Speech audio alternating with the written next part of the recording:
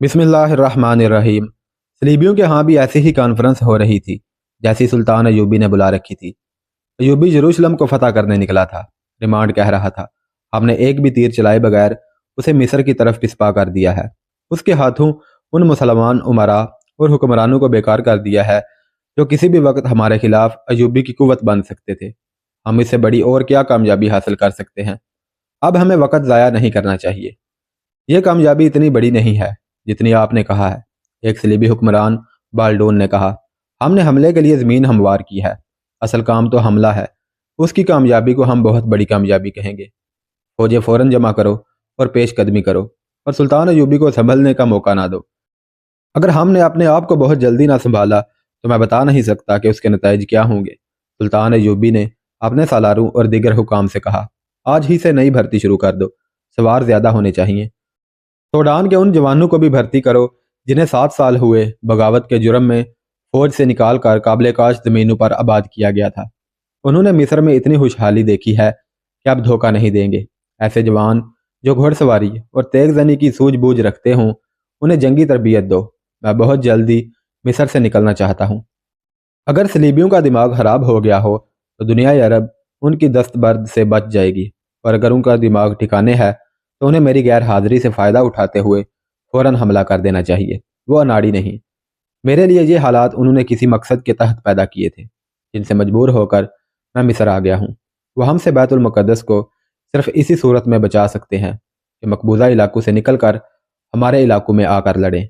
इस जंग के लिए मुझे बहुत सी फ़ौज की ज़रूरत है। मैं इस वक्त 250 नाइट यानी ज़ीरा पोज सरदार मैदान में ला सकता हूँ। रेपोली की कॉन्फ्रेंस में एक मशहूर सलीबी हुक्मरान रिनाल्ट ऑफ हुमैन ने कहा, उस हमले की क़यादत मेरी फ़ौज करेगी। मैंने उसका प्लान भी तैयार कर लिया है। उसकी बुनियाद यह है कि हम सलाहुद्दीन अयूबी की तरह चोरों वाली जंग नहीं लड़ेंगे। हम तूफ़ान और सैलाब की मानद पेश कदमी करेंगे। हम सब अपनी फ़ौजों को इकट्ठा करके कूच करेंगे। तो आप खुद महसूस करेंगे कि इंसानों और घोड़ों का ये तूफ़ान दुनियाए अरब को हिस्सों खाशाक की तरह उड़ाता मिस्र को भी रौंद जाएगा और उसका जोर सूडान में जाकर थमेगा। अगर सलीबी मुत्तहिद होकर आए तो अरब की सरजमीन हम सब से इतना खून मांगेगी जिसमें रेगजार के ज़रे तैरेंगे। सुल्तान अयूबी काहिरा में कह रहा था, अब के हम सरों से कफन बांध कर जाएंगे। मेरे रफ़ीको, मेरी एक हिस्स मुझे बता रही है कि हमें पूरी तैयारी से और पूरी तरह संभल कर मैदान में उतरना पड़ेगा। अयूबी को मिस्र में उलझाए रखने के लिए हमें तहरीब कारी तेज़ करनी होगी, रिमांड ने कहा। और सलीबियों की इंटेलिजेंस के उस्ताद हिरमन से कहा, हिरमन, मिस्र पर अपनी गिरफ्त और सख्त कर दो। मुझे तवक्को यह है कि अयूबी चैन से बैठने वाला आदमी नहीं। उसकी फ़ौज का जानी नुकसान बहुत हो चुका है। वो फौरी तौर पर नहीं भर्ती करेगा। कोशिश करो कि उसे भर्ती ना मिले। अगर उसमें कामयाबी ना हो तो मिस्र की फ़ौज के ज़हीरे तबाह कराते रहो। वहाँ की फ़ौज पर नज़र रखो और वहाँ के जासूसों से कहो कि सलाहुद्दीन अयूबी की एक एक हरकत की इत्तला फ़ौरन पहुँचाते रहें। और हिरमन, एक सलीबी कमांडर ने कहा, मिस्र की खबर मिले ना मिले, ज़्यादा ज़रूरी ये है कि यहाँ की खबर बाहर ना जाने पाए। हमें तस्लीम करना चाहिए कि अयूबी जिस तरह मैदान जंग में हमारे लिए मुसीबत बन जाता है, वो जासूसी के मैदान में भी हमसे होशियार है। हमारे दरमियान उसके जासूस मौजूद हैं। यहाँ की मुसलमान आबादी पर गहरी नज़र रखो। किसी पर ज़रा सा शक हो उसे कैद कर दो, कत्ल कर दो। तुम्हें पूरे इख्तियारात दिए जाते हैं। मैं किसी के दिल में नहीं उतर सकता, सुल्तान अयूबी कह रहा था। ईमान फरोशों के सिरों पर सींग नहीं होते। अली बिन सुफियान और गयास बल्बीस को इजाज़त देता हूँ कि जिस पर शक हो वो सलीबियों का जासूस है, उसे कत्ल कर दो। अगर उस पर रहम करना चाहो तो उसे कैद में डाल दो। मैं इन हालात में जब सलीबी मुत्तहिद होकर आते नजर आ रहे हैं, किसी को बख्श नहीं सकता। मैं अब तहकीकात और अदल इंसाफ के तौर तरीके भी बदल देना चाहता हूँ। और अली बिन सुफियान, उसने अपनी इंटेलिजेंस के सरबराह से कहा, मुझे यकीन है कि तुमने मकबूजा इलाकों में अपना जाल बिछा रखा है। सलीबियों के यहाँ अपने कुछ और आदमी भेज दो और वहाँ के जासूसों से कहो कि कोई खबर और इतला ज़्यादा देर अपने पास ना रखें। खतरा मोल लें और तीर की रफ्तार से काहिरा खबर पहुँचाएँ। मुझे अंधा ना कर देना अली बिन सुफियान, और कोशिश करो कि यहाँ से कोई खबर बाहर ना जा सके। अगर हमारी अफवाज की कमान मुश्तरका हो तो हम ज़्यादा बेहतर और मौसर तरीके से लड़ सकेंगे, रिमांड ने कहा। मैं इत्तेहाद पर जोर दूंगा, मुश्तरका कमान पर नहीं, रिनाल्ड ने कहा।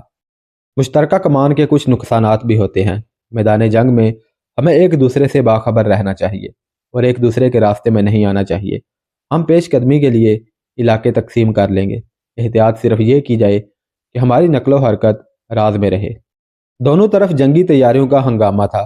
صلیبی اب کے سلطان ایوبی کو فیصلہ کن شکست دینے کا عزم کیے ہوئے تھے۔ سلطان ایوبی زخم خوردہ تھا۔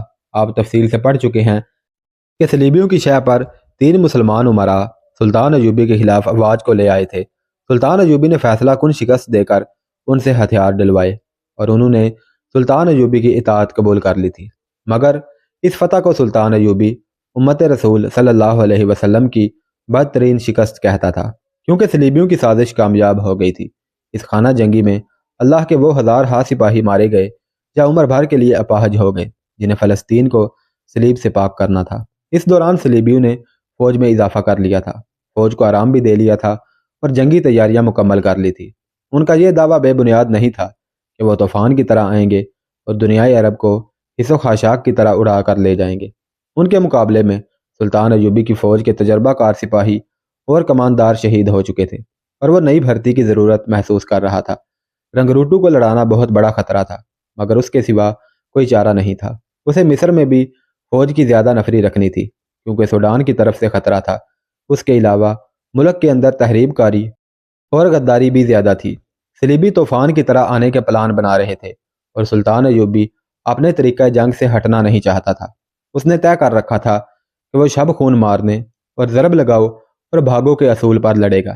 اب کے صلیبیوں نے ایسا پلان تیار کرنے کی سوچی تھی جس میں سلطان ایوبی کا کمانڈو آپریشن کامیاب نہ ہو سکے۔ وہ اس کی فوج کو گھیرے میں لے کر آمنے سامنے کی جنگ لڑانے کی ترکیبیں سوچ رہے تھے۔ دونوں طرف یہ کوششیں ہو رہی تھی کہ اپنی اپنی جنگی تیاریوں، منصوبوں اور نقل و حمل کو راز میں رکھیں اور ایک دوسرے کے راز معلوم کریں۔ اس مقصد کے لیے دونوں کے ہاں ایک دوسرے کے جاسوس موجود تھے۔ صلیبی کمانڈروں وغیرہ کو یہ تو معلوم تھا کہ ان کے درمیان سلطان ایوبی کے جاسوس موجود ہیں، لیکن ریمانڈ والی ترپولی اور دیگر صلیبی حکمرانوں کو یہ معلوم نہیں تھا کہ ان کی کانفرنس میں 2 مسلمان جاسوس موجود ہیں۔ پہلے بھی ان کا ذکر آ چکا ہے۔ ایک مسلمان راشد چنگیز تھا اور دوسرا فرانسیسی عیسائی وکٹر۔ یہ اعلیٰ قسم کے ملازم تھے جو صلیبی بادشاہوں اور اعلیٰ کمانڈروں کی دعوتوں وغیرہ میں شراب اور کھانے وغیرہ کی سروس کی نگرانی کرتے تھے۔ راشد چنگیز نے اپنا نام عیسائیوں جیسا ظاہر کر رکھا تھا۔ ترک ہونے کی وجہ سے اس کا رنگ یورپی باشندوں جیسا تھا۔ وہ بہت ہوشیار اور چرب زبان تھا۔ وکٹر کے متعلق تو کسی کو شبہ ہی نہیں تھا کہ وہ عیسائی ہے۔ وہ فرانس کا رہنے والا تھا، لیکن اپنے آپ کو اس نے یونانی عیسائی بتایا تھا۔ صلیبیوں کی اس کانفرنس میں بھی دونوں اپنی مخصوص وردی پہنے موجود تھے، کیونکہ صلیبی شراب کے بغیر کوئی کام نہیں کرتے تھے۔ یہ دونوں شراب پیش کر رہے تھے اور ان کی باتیں غور سے سن رہے تھے۔ یہ باتیں بہت ہی قیمتی تھی جو انہیں قاہرہ پہنچانی تھی، مگر یہ ابھی مکمل نہیں تھی۔ وہ صلیبیوں کا پورا پلان معلوم کر کے قاہرہ پہنچانے کا ارادہ کیے ہوئے تھے۔ علی بن سفیان کو اپنے ان دونوں جاسوسوں پر مکمل اعتماد تھا، حالانکہ وکٹر عیسائی تھا۔ صلیبیوں کو یہی خطرہ محسوس ہو رہا تھا کہ صلاح الدین ایوبی کو ان کے پلان اور نقل و حرکت کا علم ہو گیا تو وہ جگہ جگہ گھات لگا کر تھوڑی تھوڑی نفری سے ان کے طوفانی لشکر کو تباہ کر دے گا۔ چنانچہ وہاں سلطان ایوبی کے جاسوسوں کو سراغ لگانے اور انہیں پکڑنے کے بڑے ہی سخت احکام جاری کر دیے گئے۔ مصر میں بھرتی کی مہم شروع ہو گئی۔ 2-3 فوجی دستے ترتیب دیے گئے جو ان علاقوں کے دوروں پر نکل گئے جن سے بھرتی مل سکتی تھی۔ فوجی جاہو جلال اور جنگی مظاہروں اور کھیل تماشوں کا انتظام کیا گیا۔ مسجدوں کے اماموں کے لیے تیز رفتار قاصدوں کے ذریعے سلطان ایوبی کا یہ پیغام بھیجا گیا کہ وہ لوگوں کو جہاد کی اہمیت بتائیں اور انہیں یہ بتائیں کہ کفار پوری طاقت کے ساتھ عالم اسلام پر حملہ آور ہو رہے ہیں، اور یہ بھی کہ قبلہ اول کفار کے قبضے میں ہے۔ اس صورت میں ہر مسلمان پر جہاد فرض ہو گیا ہے۔ اماموں سے کہا گیا کہ وہ جوانوں کو مصر کی فوج میں بھرتی ہونے کی تلقین کریں۔ مذہب اور قوم کے وقار کے جذبے سے جوان سال آدمی بھرتی ہونے لگے۔ ان کے ذہنوں میں مقصد واضح تھا، مگر بہت سے جوان مال غنیمت کے لالچ سے بھرتی ہوئے۔ یہ دیہاتی علاقوں کے لوگ تھے، ان کے کانوں تک اماموں کی آواز نہیں پہنچی تھی۔ ان تک فوجی افسر پہنچے جنہوں نے سلطان ایوبی کے اس حکم کی تعمیل کی۔ لوگوں کو جہاد کے واعظ سنانے کے بجائے یہ کہا کہ صلیبیوں کے شہر فتح کیے جائیں گے جہاں اتنی دولت ہے کہ وہ سمیٹ نہیں سکیں گے۔ چنانچہ وہ دلوں میں جہاد کا جذبہ لے کر بھرتی ہونے کے بجائے مال غنیمت کا لالچ لے کر ہنسی خوشی بھرتی ہوئے۔ ان اناڑی اور کم فہم فوجی افسروں نے سلطان ایوبی کی توقع کے خلاف بے شمار جوانوں کو بھرتی کر لیا، مگر اسے یہ نہ بتایا کہ انہوں نے مقصد پورا نہیں کیا، حکم کی تعمیل کی ہے۔ میدان جنگ میں جا کر یہ سپاہی سلطان ایوبی کے لیے بڑا ہی تکلیف دہ مسئلہ بن گئے۔ ادھر تریپولی سے کچھ دور صلیبی فوج ایک میدان میں اکٹھی ہونے لگی۔ فلسطین کے دوسرے مقبوضہ شہروں میں ایلچی بھیج دیے گئے کہ وہ صلیبی فوج کو تیار کریں۔ تریپولی میں سب سے زیادہ سرگرمی حنین کے حکمران رینالڈ کی تھی۔ اس کی فوج خاصی زیادہ تھی، جس میں 250 نائٹ تھے۔ نائٹ ایک اعزاز تھا جو غیر معمولی طور پر ذہین، دلیر اور قیادت کے ماہر فوجی افسر کو دیا جاتا ہے۔ اسے خاص قسم کی ذرا بکتر دی جاتی تھی۔ شروع کی ویڈیوز میں اس صلیبی بادشاہ رینالڈ کا نام اور واقعہ پڑا ہوگا۔ 1173 کے اوائل میں صلیبیوں نے سمندر سے سکندریہ پر حملہ کیا تھا، لیکن سلطان ایوبی کو اپنے جاسوسوں کے ذریعے حملے کی خبر قبل از وقت مل گئی۔ اس نے حملے کے استقبال کا ایسا بندوبست کر رکھا تھا کہ صلیبیوں کا بحری بیڑا بری طرح تباہ ہوا اور یہ بیڑا فوج کو ساحل پر نہیں اتار سکا تھا۔ اس حملے کی دوسری کڑی خشکی کے راستے حملہ کرنا تھا، جس کی قیادت رینالڈ کر رہا تھا۔ چونکہ مسلمان جاسوس صلیبیوں کا پورا پلان لے آئے تھے، اس لیے خشکی پر نور الدین زنگی نے اپنی فوج کی گھات لگا رکھی تھی۔ عقب اور پہلوؤں سے بھی حملوں کا انتظام کر رکھا تھا۔ رینالڈ اس پھندے میں آ گیا۔ اس نے بہت ہاتھ پاؤں مارے، گھات سے نکلنے کی کوشش کی، مگر ایک رات نور الدین زنگی کے چھاپا ماروں نے رینالڈ کے ہیڈ کوارٹر پر شب خون مارا اور رینالڈ کو پکڑ لیا۔ صلیبیوں کا نہ صرف حملہ ناکام رہا، بلکہ انہیں کمر توڑ شکست ہوئی۔ جانی اور مالی نقصان کے علاوہ سب سے بڑا نقصان تو یہ تھا کہ ان کا رینالڈ جیسا جنگجو بادشاہ قیدی ہو گیا تھا۔ نور الدین زنگی کے لیے یہ بڑا ہی قیمتی قیدی تھا۔ اس کی رہائی کے لیے وہ صلیبیوں سے بڑی ہی کڑی شرائط منوانا چاہتا تھا، مگر زندگی نے وفا نہ کی۔ 2 ماہ بعد زنگی فوت ہو گیا۔ اس کے اعلیٰ حکام اور سالاروں نے زنگی کے 11 سالہ بیٹے الملک الصالح کو سلطنت کی گدی پر بٹھا دیا، کیونکہ اسے وہ اپنی کٹ پتلی بنا کر من مانی کرنا چاہتے تھے۔ انہوں نے سلطان صلاح الدین ایوبی کے خلاف محاذ قائم کر لیا اور اسے شکست دینے کے لیے صلیبیوں کے ساتھ دوستی کر لی۔ اس دوستی کا انہوں نے پہلا معاوضہ یہ دیا کہ رینالڈ جیسے قیمتی قیدی کو غیر مشروط طور پر رہا کر دیا اور اس کے ساتھ دوسرے تمام قیدیوں کو بھی رہا کر دیا۔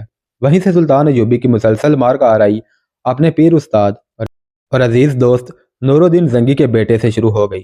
دوسرے عمرہ خلافت سے آزاد ہو گئے اور سب نے سلطان ایوبی کے خلاف متحدہ محاذ قائم کر لیا۔ اس کا اور جو نقصان ہوا سو ہوا۔ ایک نقصان اب سامنے آیا کہ رینالڈ، جسے ان غدار مسلمانوں نے حیرس گالی کے طور پر یا صلیبیوں کی دوستی حاصل کرنے کے لیے رہا کر دیا تھا، وہ ایک جنگی قوت بن کر سلطان ایوبی کے خلاف نہیں بلکہ عالم اسلام کو تہ و تیغ کرنے کے لیے فیصلہ کن حملے کے لیے آ رہا تھا۔ الملک الصالح نے رینالڈ کے ساتھ جو جنگی قیدی رہا کیے تھے وہ بھی اسلام کے لیے بہت بڑا خطرہ بن کر آ رہے تھے۔ رینالڈ اپنے شکست اور ذلت کا انتقام بھی لینا چاہتا تھا۔ صلیبیوں کی اس کانفرنس میں اس نے اس تجویز کی مخالفت کی کہ تمام صلیبی افواج مشترکہ کمان کے تحت ہوں۔ اس مخالفت کی سب سے بڑی وجہ یہ تھی کہ وہ آزاد ہو کر اپنے عزائم کے مطابق جنگ لڑنے کا ارادہ کیے ہوئے تھا۔ صلیبیوں میں یہ کمزوری تھی کہ وہ متحد نہیں ہوتے تھے، ایک دوسرے کی مدد کرتے تھے، لیکن ہر ایک کے دل میں یہ ہوتا تھا کہ وہ زیادہ سے زیادہ علاقے فتح کر کے ان کا بادشاہ بن جائے۔ متعدد مورخین نے لکھا ہے کہ صلیبیوں کو اس کمزوری نے دنیائے عرب میں نقصان پہنچایا اور وہ اتنی زیادہ اور اتنی برتر جنگی طاقت کے باوجود نمایاں کامیابی حاصل نہ کر سکے۔ مورخین لکھتے ہیں کہ سلطان ایوبی کی صفوں میں غدار نہ ہوتے تو وہ صلیبیوں کو دنیائے عرب سے بے دخل کر کے یورپ کے لیے خطرہ بن جاتا۔ اگر آپ صلاح الدین ایوبی کو شکست دینا چاہتے ہیں تو ہم سب اپنی اپنی فوج کو مشترکہ کمان کے سپرد کر دیتے ہیں، ریمانڈ آف تریپولی نے کہا، ورنہ ہم بکھر کر ناکام بھی ہو سکتے ہیں۔ یہ ضروری نہیں کہ حملے کی قیادت رینالڈ کی فوج کرے، یہ فیصلہ مشترکہ کمان کو کرنا چاہیے۔ میں آپ سے الگ نہیں ہوں گا، رینالڈ نے کہا، لیکن میں کسی مشترکہ کمان کا پابند نہیں رہوں گا۔ مجھے اپنی شکست کا انتقام لینا ہے۔ نور الدین زنگی تو مر چکا ہے، میں صلاح الدین ایوبی کو اسی طرح قید میں آپ سب کے سامنے لاؤں گا جس طرح زنگی نے مجھے قید کر کے دمشق لے گیا تھا، ورنہ تاریخ ہمیشہ مجھ پر لعنت بھیجتی رہے گی۔ میں آپ سب سے پوچھتا ہوں کہ جس وقت زنگی نے مجھ پر شب خون مار کر میرے دستوں کو بکھیر دیا اور ان سے ہتھیار ڈلوا لیے تھے، اس وقت آپ میں سے کس نے زنگی پر جوابی حملہ کیا تھا؟ کون میری مدد کو پہنچا تھا؟ کوئی نہیں۔ اب مجھے پابند نہ کریں، میں نے اسی روز کے لیے فوج کو تیار کیا تھا۔ میرے انتقام کا دن آ گیا ہے۔ میری فوج آپ کی کسی بھی فوج کی راہ میں حائل نہیں ہوگی۔ جسے بھی میری مدد کی ضرورت ہوگی اسے خطرہ مول لے کر بھی مدد دوں گا، لیکن میں آپ سب سے درخواست کرتا ہوں کہ مجھے پابند نہ کریں۔ نہیں کریں گے، بالڈول نے کہا۔ ہماری آج کی کانفرنس ابتدائی بات چیت تک محدود رہے گی۔ اس میں نے یہ طے کر لیا ہے کہ ہماری زمین دوز کوششوں سے مسلمانوں کی خانہ جنگی نے انہیں کمزور کر دیا ہے اور صلاح الدین ایوبی ادھر آنے کی بجائے مصر چلا گیا ہے، لہذا ہمیں برق رفتار اور طوفانی قسم کا حملہ کرنا ہے۔ ہم نے آج اس حملے کا فیصلہ کر لیا ہے۔ اب 2-4 دن ہم سب فردن فردن سوچ لیں، ہم میں سے جو بھی غیر حاضر ہیں انہیں بھی بلا لیں اور ایک دن مقرر کر کے حملے کا پلان تیار کر لیں۔ ہماری فوجیں تیار ہیں۔ اس دوران ہرمن اپنے شعبہ جاسوسی کو اتنا زیادہ سرگرم کر دے کہ زمین کی تہوں میں سے بھی صلاح الدین ایوبی کے جاسوسوں کو نکال کر قید کر دے اور یہاں کے مسلمانوں پر کڑی نظر رکھے، ہر مسلمان گھرانے اور ہر مسلمان فرد کی روزمرہ حرکات کو بھی دیکھے۔ ہماری افواج کا اجتماع یہیں شروع ہوگا، جسے چھپایا نہیں جا سکتا۔ یہ انتظام ہرمن کو کرنا ہے کہ کوئی آدمی یا عورت اس جگہ سے باہر جائے تو یہ یقین کر لیا جائے کہ وہ جاسوس نہیں۔ ایسا ہی ہوگا، ہرمن نے کہا۔ یہاں سے کوئی پرندہ بھی باہر نہیں جائے گا۔ پہلے سنایا جا چکا ہے کہ اس کانفرنس میں شراب پلانے والے خادموں، مردوں اور لڑکیوں کے نگران اور انچارج 2 آدمی تھے، جو صلیبی کی کانفرنسوں اور دعوتوں وغیرہ میں بڑی دلکش وردی میں حاضر رہتے تھے۔ یہ قابل اعتماد آدمی تھے، انہیں گہری چھان بین کے بعد ملازم رکھا گیا تھا، مگر یہ دونوں سلطان صلاح الدین ایوبی کے جاسوس تھے۔ اس سے اندازہ ہوتا ہے کہ وہ کس قدر ہوشیار اور ذہین تھے، ورنہ ہرمن جیسے استاد جاسوس اور سراغ رساں کی نظروں اور عقل کو دھوکہ دینا ممکن نہیں تھا۔ دونوں ہوبرو جوان اور دراز قد تھے۔ وکٹر کو اپنا نام بدلنے کی ضرورت نہیں تھی، کیونکہ وہ تھا ہی عیسائی۔ راشد چنگیز جو ترک تھا، اپنا نام عیسائیوں جیسا رکھے ہوئے تھا۔ یہ دونوں اس کانفرنس میں بھی موجود تھے۔ آدھی رات کے قریب کانفرنس برخاست ہوئی اور وہ دونوں اپنے کمرے میں چلے گئے۔ ہم دونوں میں سے کوئی بھی نوکری سے غیر حاضر نہیں ہو سکتا، وکٹر نے کہا۔ یہ خبر کسی اور کے ذریعے قاہرہ بھیجنی پڑے گی۔ ایسا کون ہو سکتا ہے؟ امام سے بات کریں گے، راشد چنگیز نے کہا۔ وہی بہتر جانتا ہے کہ کون سا آدمی بہتر ہے۔ قاہرہ تک تیز رفتاری سے پہنچنے کے لیے کسی خاص آدمی کی ضرورت ہوگی، مگر ان کا پورا منصوبہ معلوم ہو جائے تو قاہرہ کو اطلاع دیں گے۔ ادھوری اطلاع پر سلطان ایوبی کوئی غلط چال نہ چل بیٹھے۔ امام کو اتنی سی اطلاع تو دینا ضروری ہے کہ صلیبی بہت بڑے حملے کا فیصلہ کر چکے ہیں، وکٹر نے کہا، تاکہ سلطان اپنی فوج کو تیار کر سکے اور اپنے نقصانات جلدی جلدی پورے کر لے۔ اور سنو، اس نے چنگیز سے کہا، جس وقت یہ لوگ حملے کی باتیں کر رہے تھے تو میں نے تمہیں دیکھا تھا۔ تم شراب کا پیالہ ریمانڈ کے آگے رکھتے رکھتے رک گئے تھے اور صاف پتہ چلتا تھا کہ تم ان کی باتیں غور سے سن رہے ہو۔ میں نے تمہارا چہرہ دیکھا تھا، اس پر مجھے نمایاں چمک نظر آئی تھی۔ میں جانتا ہوں کہ اتنا قیمتی راز مل جانے سے ہیجان اور خوشی کی کیفیت پیدا ہو جاتی ہے، لیکن تمہیں یہ نہیں بھولنا چاہیے کہ ہرمن بھی وہیں موجود تھا۔ ہرمن علی بن سفیان کے پائے کا جاسوس ہے۔ میں نے تمہیں دیکھ کر فوراً ہرمن کی طرف دیکھا۔ مجھے شک ہوتا ہے جیسے وہ تمہیں دیکھ رہا تھا۔ محتاط رہو میرے بھائی، ہم دشمن کے پیٹ میں زندگی بسر کر رہے ہیں۔ ہرمن کے لیے ہم اجنبی نہیں، راشد چنگیز نے کہا۔ ہمارے متعلق وہ شکوک رفع کر چکا ہے، اب ڈرنے کی ضرورت نہیں۔ ڈرنے کی نہیں، محتاط ہونے کی ضرورت ہے، وکٹر نے کہا۔ تم نے آج وہ ہدایات سن لی ہیں جو ہرمن کو ملی ہیں، اب وہ ہر کسی کو شک کی نگاہوں سے دیکھیں گے۔ اور اب تم یوں کرو، مسجد میں چلے جاؤ، سب سو گئے ہیں۔ امام کو بتا آؤ کہ آج صلیبیوں نے کیا فیصلہ کیا ہے۔ اگر قاہرہ کو کوئی جانے والا ہو تو اس فیصلے کی اطلاع علی بن سفیان کو دے دے، اور اگر ادھر سے کوئی آئے تو ہم سے ملے بغیر واپس نہ جائے۔ شہر کی ایک مسجد کا امام سلطان ایوبی کے لیے جاسوسی کرتا تھا۔ یہ مسجد جاسوسی کا خفیہ اڈہ بنی ہوئی تھی۔ مسلمان جاسوس مسجد میں جا کر امام کو خبریں پہنچاتے اور اس سے ہدایات لیتے تھے۔ وکٹر کبھی مسجد میں نہیں گیا تھا۔ وہ کہا کرتا تھا کہ اسے نماز نہیں آتی اور مسجد کے آداب سے بھی واقف نہیں، اس لیے اسے ڈر تھا کہ مسجد میں کوئی ایسا مسلمان اسے پکڑوا دے گا جو صلیبیوں کا جاسوس ہوگا۔ یہ غلط بھی نہیں تھا، صلیبیوں کے مخبروں میں مسلمان بھی تھے جو مسجدوں میں جانے والے نمازیوں پر نظر رکھتے اور ان کی باتیں غور سے سنتے تھے۔ وہ اکثر مسلمانوں کو گرفتار کراتے رہتے تھے۔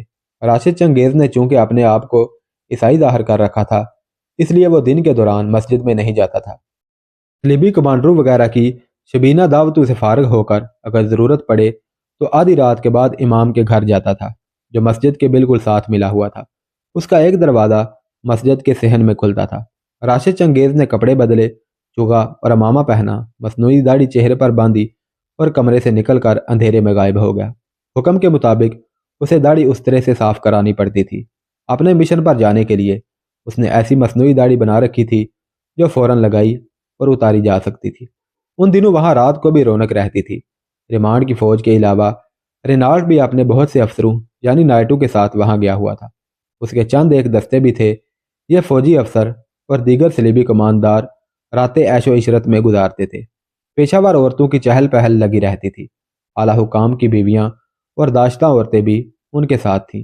وہاں یہ بھی پتہ نہیں چلتا تھا کہ کون سی عورت کس کی بیوی ہے۔ عورتوں کی عارضی اور مستقل خرید و فروخت بھی ہوتی تھی۔